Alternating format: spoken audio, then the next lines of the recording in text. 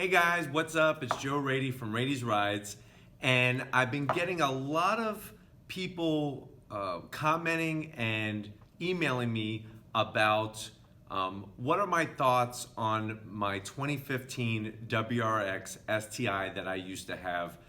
They wanted to know, what were some of the quirks with it? Did I have any problems with it? What about this whole ringlet issue? Before I get into that, I did let YouTube know that I'm going to be sitting in front of one of my favorite cars of all time, the Ferrari F40, this poster here. I let them know that so that we didn't have any copyright issues or trademark issues, and they said it's just fine that I'm allowed to talk about Subarus sitting in front of a Ferrari poster. But this is a Ferrari that, going back to high school, was my ultimate dream car, one of my favorite cars in the world. And even to this day, it's just cool how the Ferrari F40 is still such an important icon, especially with the twin turbos and the V8 and all that. But we'll get into that another day, another time. But I just wanted to let you know that people have been, wanting certain things for me to talk about, and I'm very grateful to have all of this input and people interested in hearing, my opinion or what I have to say. And like I said, I'm not some type of car fanboy. I like all cars, and I think that's going to help me give you a very objective perspective about the whole deal. But anyways, so far I've owned 3 different Subarus. Now they've all been WRX STIs, and if you're watching this video, you already know the difference between a WRX and an STI. If you don't, there are a couple videos in my playlist under car reviews. Go ahead and click on that, and you'll be able to get a full in-depth review of the 2018 WRX STI, and I do go into some of the differences between that and the WRX. But anyways, I've owned 3 different Subaru WRX STIs. My first one was a 2006, what's called the Hawkeye WRX STI. Now the reason why they call it the Hawkeye is because of the headlights, the way the headlights are shaped. The 0405, which, remember, 2004 was the first year that we had a Subaru STI in the United States. 0405 is called the Blob Eye. I owned that car for about 2 years. I never had a problem with that car. That car ran like a top, and to be honest with you, it's probably one car of recent past that I wish I had back. It was a really great car, very iconic car. Subaru since then has kind of moved away from what that original WRX STI was all about to some extent. But I'm very happy to say that I owned it. I had about 40,000 miles on it and never had an issue. Then I wound up buying a 2008 WRX STI. That was the first year, the hatchback. I think with that car, I really enjoyed it. Never had an issue. Once again, never had an issue. Just for me, I don't know. It wasn't as raw as the 2006. It definitely had a better interior, better seats. Still had that same 2.5 flat 4 turbocharged engine. And it was just awesome because if you compared it to the World Rally car, which I'm a big fan of World Rally, I really, really loved the flared fenders on it. It really made the car look really badass and just mean looking. And, of course, I had it in World Rally Blue with the gold forged BBS wheels, which, that's one thing that bums me out, is that Subaru doesn't give you that option anymore. Now, they are giving it to you on the new Type RA coming out, but remember, that's going to be a $49,000 car. Anyways, the last Subaru WRX STI that I bought was a 2015. Now, I bought that car in June of 2015. It actually was released in May of 2014. I, believe it or not, ordered the car. It was the first car that I had ever ordered. I didn't walk onto the dealership lot and just pluck one from their inventory. That one, I went through the whole ordering process, And make sure you stay tuned because I'm going to give you a little bit of insight. If you've never ordered a car, it's got its pluses, but there's also some minuses that comes along with it. But we'll get into that later down the road in another video. Anyways, so the 2015, it really, compared to the 2008, it really reminded me of my 2006 WRX STI. I really liked what they did with the styling. I felt like styling-wise, they were able to blend some of the past. You know, if you look at the front of the car, if you look at the side of the car, there are certain cues there, like on the front nose, how the headlights are shaped, how that lower grille area is shaped. There's a lot to it that harks back to the older WRX and WRX STI. So I owned that car for about 2.5 years and had about 45,000 miles on it. Once again, engine-wise, I did not have a problem. You know, everybody's talking about ringlet issues, blown heads, and all this other stuff, blown engines. I did run a catback exhaust. That's all I had on it. So the car, besides the catback exhaust, was totally stock. I didn't have it tuned. Nothing else was modified with it. I even used stock Subaru Air Filters, which, believe it or not, for the most part, depending on how modified your engine is, the Subaru Air Filter is actually pretty efficient. You know, going to like a Fram or something like that, I've actually seen results where it actually hurts the performance of the motor. So just something I wanted to point out to you. The only issue that I had with the car is the driver's side headlight started filling up with water.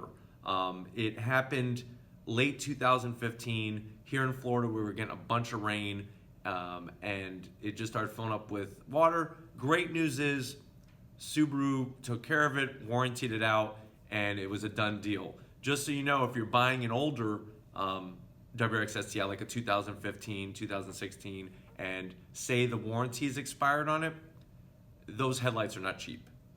They cost about $900 a side. So because they use the LED lighting and everything, that just adds a whole cost. And you can't just buy the housing, you got to get the whole complete deal. But anyways, going back to the performance of the car, very similar to the 2018 review I did. You know, the boost is that old school turbocharged feeling. So it's not gonna kick in until about 4,000 RPM. What's neat about it is when you feel it, it really comes on strong. When it comes to all-wheel drive, I think really nobody does it better than Subaru. Their full all-time all-wheel drive is really amazing. And remember, with that STI, you are getting that extra control of being able to manually adjust the diffs from right behind the seat of the steering wheel. It's all done electronically through the SI system. You kind of have to know what you're doing. Don't just start flipping around with those switches because if you put it in full lock setup where both front diff and rear diff are locked, you could actually damage the diffs and the drivetrain. So please make sure that you are on gravel or sand or snow before you lock those diffs. But if you play around with those, once you figure out and learn about it, you could actually transfer more power to the front wheels or more power to the rear wheels, depending on what the weather conditions is, road conditions. Are you autocrossing? Are you doing a track event? Something like that. Now, my car, I ordered the Subaru short throw shifter. Highly recommend it. You know, if you don't go that route, if you want to go to some other aftermarket company, I highly recommend, you know, like Cartboy. There's tons of different companies out there. And remember, I'm not getting paid by Subaru or anybody else to talk about this stuff. So, you know, do a little research, see what fits you. But I use the Subaru installed one, which is an option. It's about $500. And I really like the throws. They're very short.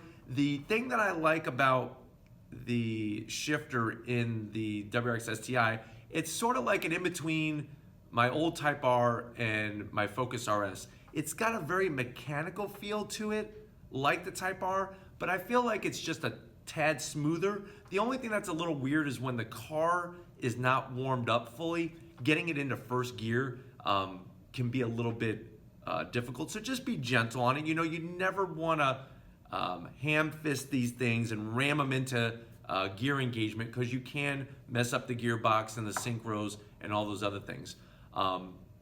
Another thing, even though the all-wheel drive is very efficient, there were some autocross events where the car understeered very heavily. Now there's tons of aftermarket ways to adjust that, where you could change the stiffness of the roll bars, get a thicker anti-roll bar, those types of things to try to stiffen it up so it prevents that understeer. But the car does tend to understeer more. Now with the new 2018 STI, they did some work with the diffs. So I would really want to drive one of those on an autocross event or a track day to see how can you pivot the car. And that's one thing I noticed, that from the 2015 compared to my 2008, you're able to pivot the car a lot more with the rear coming around rather than the front end just bulldozing right through the turn, and you're understeering and you're knocking down cones and losing points and time and all that.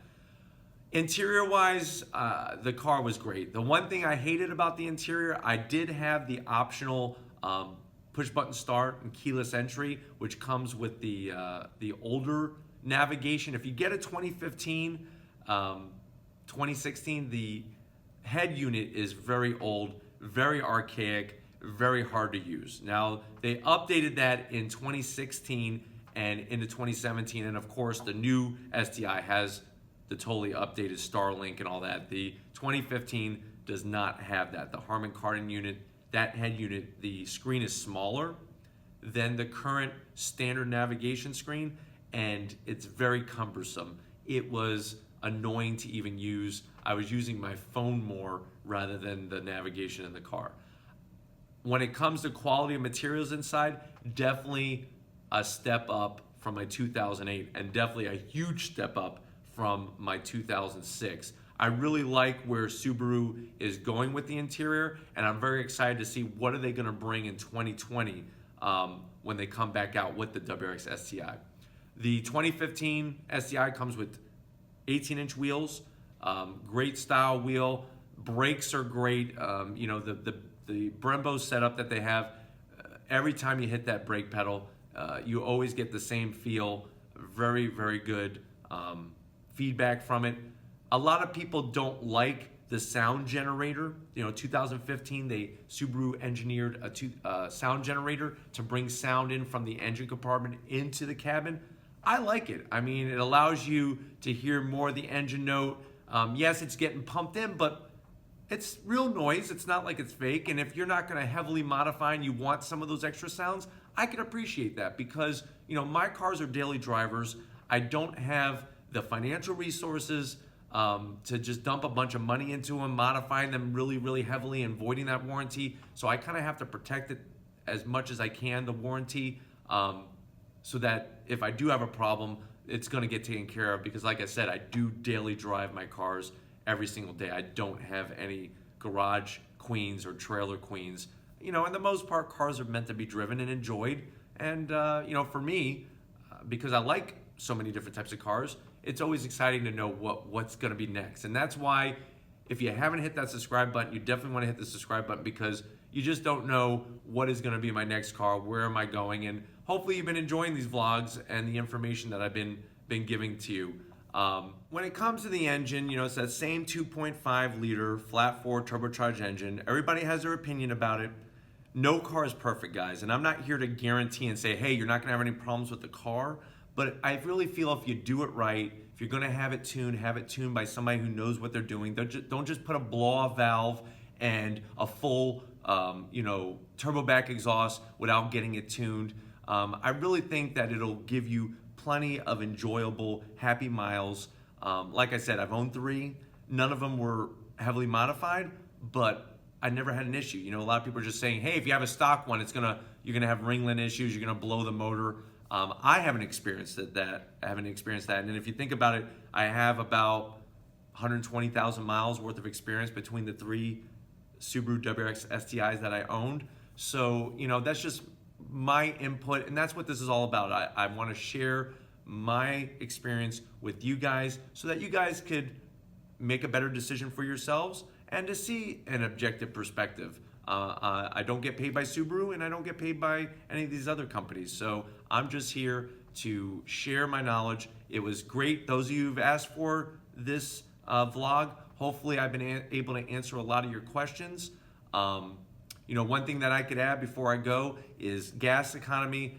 It's not great, okay? It's not the best gas economy. You're gonna get better gas economy with a Type R, a little bit better with a Focus RS, but that's not why we buy these cars. I mean, when I bought my Type R, it wasn't like, ooh, 25 miles to the gallon, this is the one. When you're in a car enthusiast, yeah, I mean, we gotta worry about our wallet at the end of the day, but I don't think we're that concerned about fuel economy. Now, maybe if the car was getting 8 miles a gallon, that'd be a different story. But hey, people are still driving those old H2 Hummers, and they're enjoying them and getting terrible gas mileage. So I don't know. But to each their own. To each their own. Gearbox-wise, wonderful. Besides that first gear little stick sometimes going in when the car is cold, the gearbox, it shifts wonderful.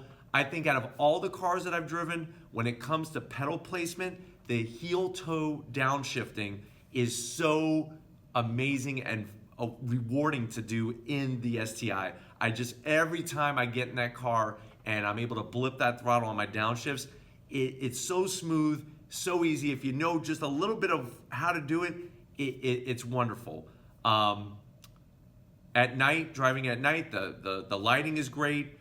With the headlights being LED, 2015 still had the lower fogs for the STI. The new 2018 STIs don't have the fogs anymore, but they are running a more efficient headlight, even with adaptive steering, so that the headlights turn with the steering wheel.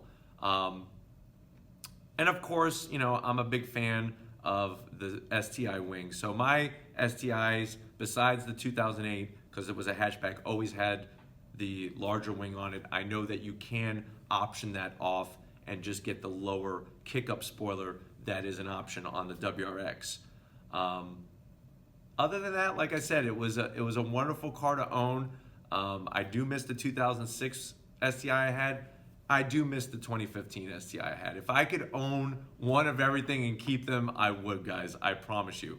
But anyways, I want to say thanks once again for watching. Hopefully, like I said, those who requested this vlog, hopefully I was able to answer your questions. If you have any more questions about it, definitely leave that question in the comment section. I don't know if you guys noticed, I do answer all of my comments. I don't leave any of them untouched, even the non-positive ones. If you have not subscribed, please hit that subscribe button. Come back, keep coming back. I have more things in the pipeline. I have some exciting stuff that I'm doing this weekend that'll be coming up in the upcoming weeks.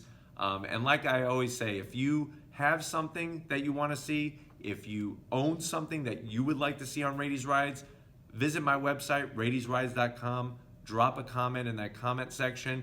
And like always, guys, I'll see you on the next ride.